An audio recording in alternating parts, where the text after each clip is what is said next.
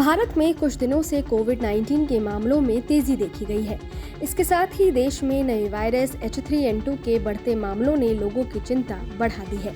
हरियाणा और कर्नाटक के बाद गुजरात में भी इस वायरस से एक मरीज की मौत हो चुकी है। यानी कि भारत में कोरोना और H3N2 दोनों के मामलों में उछाल आने से लोगों की चिंताएं बढ़ गई है।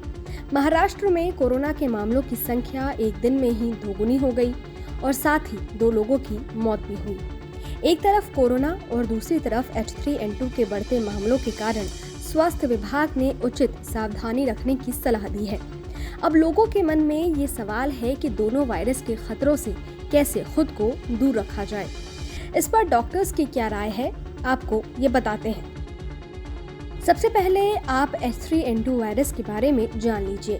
दरअसल H3N2 इन्फ्लुएंजा ए वायरस का सब टाइप है। H3N2 इन्फ्लुएंजा वायरस संक्रमित व्यक्ति से खांसी या छींक के जरिए दूसरे व्यक्ति तक पहुंचता है। H3N2 वायरस के संक्रमण के कॉमन सिम्टम्स फ्लू की तरह हैं। इस वायरस की चपेट में आने पर बुखार या तेज ठंड लगने लगती है। खांसी, गले में खराश, नाक बहना या कुछ मामलों में नाक बंद होना, सिर दर्द और थकान भी इसमें शामिल है। कुछ लोगों में उल्टी या दस्त भी हो सकती है। सांस लेने में कठिनाई भी इस वायरस के लक्षण हो सकते हैं, जो 3 सप्ताह तक बने रहते हैं। H3N2 कोविड-19 से कितना अलग है? दरअसल कोविड-19 जूनोटिक बीमारी है, मतलब ये जानवरों से इंसान और इंसान से जानवरों में फैल सकता है। इस वायरस का नाम SARS-CoV-2 है और इसके कारण फैलने वाली बीमारी को WHO ने कोविड-19 नाम रखा था। दिल्ली एम्स के पूर्व डायरेक्टर डॉक्टर रणदीप गुलेरिया के मुताबिक काफी साल पहले एक H1N1 के कारण एक महामारी आई थी। उस वायरस का सर्कुलेटिंग स्ट्रेन अब H3N2 है और ये एक सामान्य इन्फ्लुएंजा स्ट्रेन है। इसके अधिक मामले देखे जा रहे हैं क्योंकि ये म्यूटेट हो रहा है। इस वायरस के खिलाफ लोगों में इम्यूनिटी कुछ कम देखी जा रही है, इसलिए अति संवेदनशील लोगों को ये आसानी से संक्रमित कर रहा है। कोविड-19 और H3N2 वायरस दोनों एक दूसरे से पूरी तरह अलग है। कोविड-19 और H3N2 वायरस की प्रकृति और आवृत्ति बिल्कुल अलग है। अब सवाल है कि इस वायरस से कैसे बचा जाए। Max super specialist hospital Saket के international medicine director doctor Romel Tikku ने कहा है कि किसी भी अन्य वायरस की ही तरह H3N2 वायरस से बचने के लिए उचित सावधानी बनाए रखें।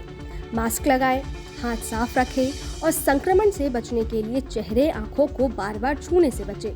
लोगों ने मास्क लगाना और उसे गंभीरता से लेना बंद कर दिया है, लेकिन फेस मास्क फ्लू के प्रसार को रोक सकता है और हानिकारक कणों को भी शरीर में जाने से रोकता है, इसलिए मास्क लगाना जरूरी है।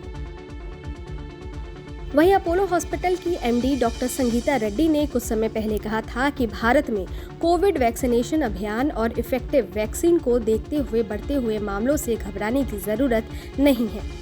एनडी टास्क फोर्स के वरिष्ठ सदस्य और कोविड टीकाकरण अभियान के प्रमुख डॉक्टर NK अरोड़ा ने कहा था कि चीन में बढ़ते हुए मामलों से भारत को घबराने की जरूरत नहीं है, लेकिन सावधानी बरतने की काफी जरूरत है। भारत में बड़े स्तर पर वैक्सीनेशन हो चुका है, जिसमें बुजुर्ग, युवा और कम उम्र के बच्चे भी शामिल हैं। ऐसे में हम भी आपको यही सलाह देंगे कि आप मास्क जरूर लगाएं और अगर कोई व्यक्ति संक्रमित है तो उससे दूरी बना के रखें। इस वीडियो पर आपकी क्या राय है, हमें कमेंट बॉक्स में लिखकर जरूर बताएं। शुक्रिया।